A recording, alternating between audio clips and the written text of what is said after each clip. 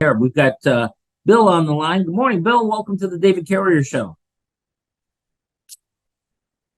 So how can I help? How can I help?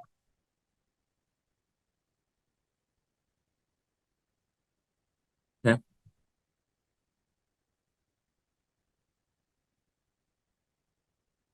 All right.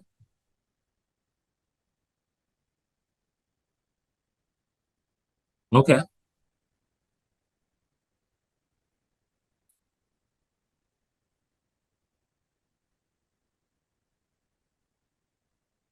Okay.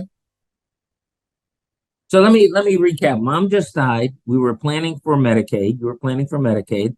Sister is in the house on a caretaker agreement with mom. Take care of mom.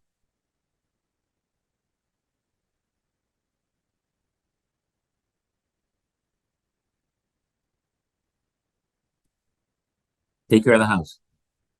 Okay. Got it.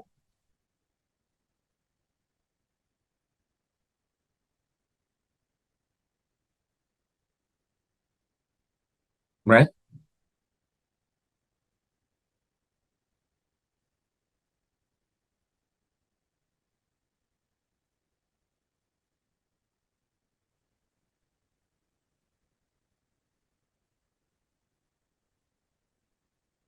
Okay. So we got about $180,000 house, 50,000 in cash. Sister who cannot get a mortgage is in the house, living in the house, and she was caring for the house while mom was in memory care. So far, so good. Okay.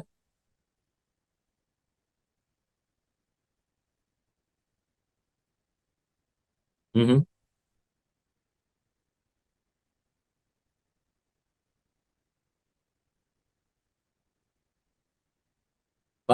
Yeah.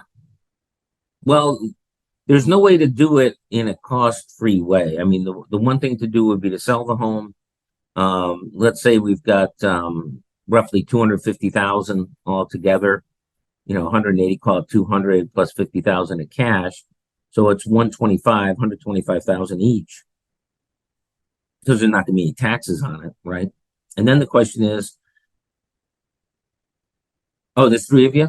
Okay, so say $40,000 each. Say it's 100 and well, 120,000. 150,000. No, 250. Let's say it's 240,000 altogether. About 80,000 a piece. Yeah, that's Sunday morning math. Sorry about that. Okay, so about 80,000 each. Well, you can't buy anything for 80,000, obviously. And 80,000 isn't going to pay the rent for very long. $1,000 a month. That's 5, 6 years of rent. Um, and then you and your other sibling, brother or sister, are willing to. Are you willing to rent the house to sister?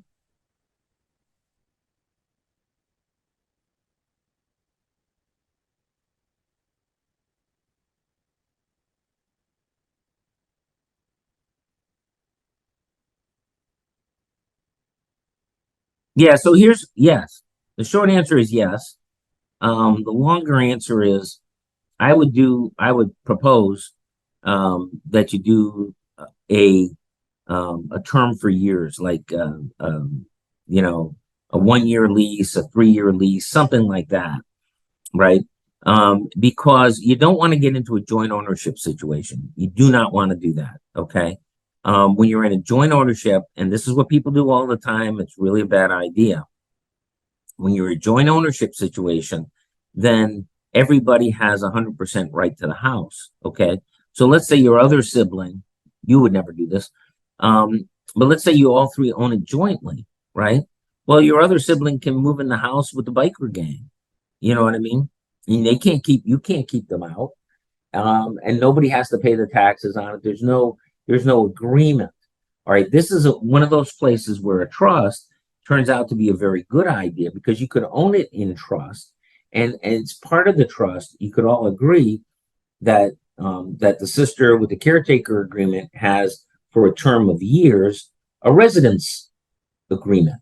She can reside in the property and she can exclude you. You can't reside in the property, okay, while she's living there, which would kind of typical lease sort of thing.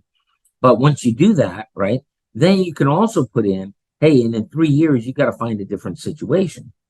Okay. Or you could renew it, right? But you see, what you want to do, and this is so important with all of this stuff, and it's what people, they short circuit the thing, okay, by saying, oh, we'll do a joint deed, or we'll do joint ownership, or we'll do something like this. And the problem with that is that there are no terms and you didn't agree. Whenever you do a joint ownership, there's all kinds of stuff in there you didn't agree to, and you wouldn't agree to it if you knew what was going on. So what you want to do with any of this stuff is, let's figure out what the deal is. How long am I willing to wait? 3 years, 5 years, 10 years? I don't know. Some number. What happens if sister dies? Does she have kids? Does it go to her kids? How do you work all that out? And the beauty thing is, you can think about that. You can come to an agreement that's enforceable, right? What if you get hit by a bus? How do you know that your family's going to get the benefit of, their grandmother or your mother-in-law's, of their mother-in-law's house and stuff like that? How do you make sure of that? You can do all that with a trust, okay? But it does take a thought. It's not just a fill in the blank situation, right? You gotta think about it.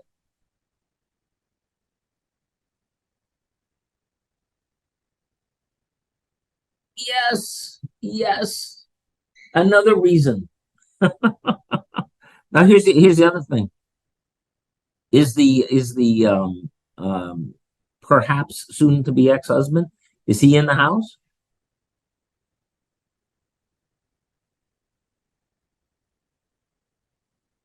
Hmm.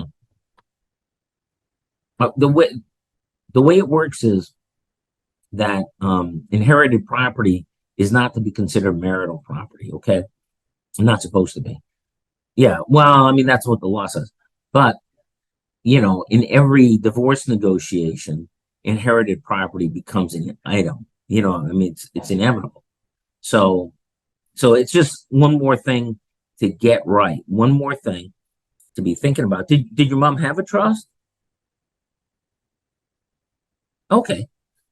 And does the trust provide for, well, you need to read the trust, okay?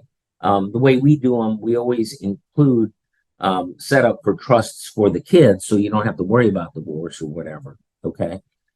Maybe there's, yeah. So we would want to look at the trust. That's all good. You can do what's called an agreement to alter shares. So even if it's the typical trust where it just says divide and distribute, you could do well, that music means I need to get out. If you want to hang around, I can address this whether or not you're on the line. Okay, but if you'd like to hang on, that'd be just fine.